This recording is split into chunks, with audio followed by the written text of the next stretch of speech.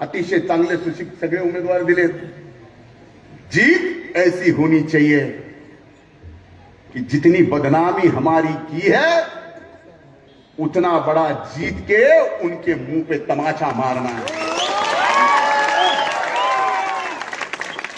लोकशाहीमध्ये उत्तर एवढंच असतं, एखाद्याने आपल्याला शिव्या दिल्या आणि आपण त्याला शिव्या दिल्या, हे आपल्याला जमत नाही।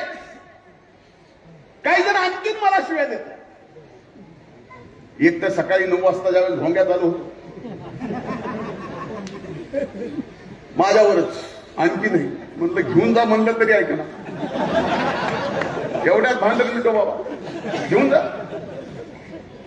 म्हणजे एक व्यक्ती आणि त्या व्यक्तीला किती जणांनी फक्त राजकारणातूनच नाही तर जीवनातून उठवायचा प्रयत्न केला, पण मी हललो नाही, मी घाबरलो नाही, आजारी पडलो, मरता मरता 2दा वाचलो।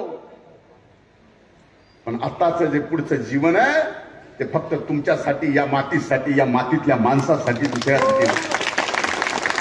आणि असे बदनाम करणारे जेवढे आहेत त्यांना उत्तर फक्त लोकशाहीमधून द्यावं लागतं। आणि लोकशाहीमधून उत्तर देताना ते मतदानातून द्यावं लागतं। आपण सर्वजण महायुतीच्या आपल्या नगराध्यक्षाच्या उमेदवार, त्यांचं चिन्ह घड्याळ, अनेक प्रभागामध्ये महायुतीचे आपले जे उमेदवार आहेत, कुठं घड्याळ आहे, कुठं कमळ आहे, कुठं धनुष्य आहे, सर्वच्या सर्व जागा या ठिकाणी ऐतिहासिक मतानं विजयी करा, एवढीच कळकळीची विनंती करतो। आणि शेवटी एवढंच सांगतो, तुमचे माझ्यावर एवढे उपकार आहेत, आमच्या कुटुंबावर एवढे उपकार आहेत, त्या उपकाराची परतफेड आम्ही आमच्या अंगावरच्या कातड्याची जोडी करून जरी तुम्हाला घातली तर फेटू शकत नाही। पण आमच्यासारखे सेवेकरी कायम सेवेला राहू द्या, हीच शेवटी विनंती करतो। महायुतीला ऐतिहासिक विजय द्या। खूप खूप धन्यवाद। जय हिंद, जय महाराष्ट्र।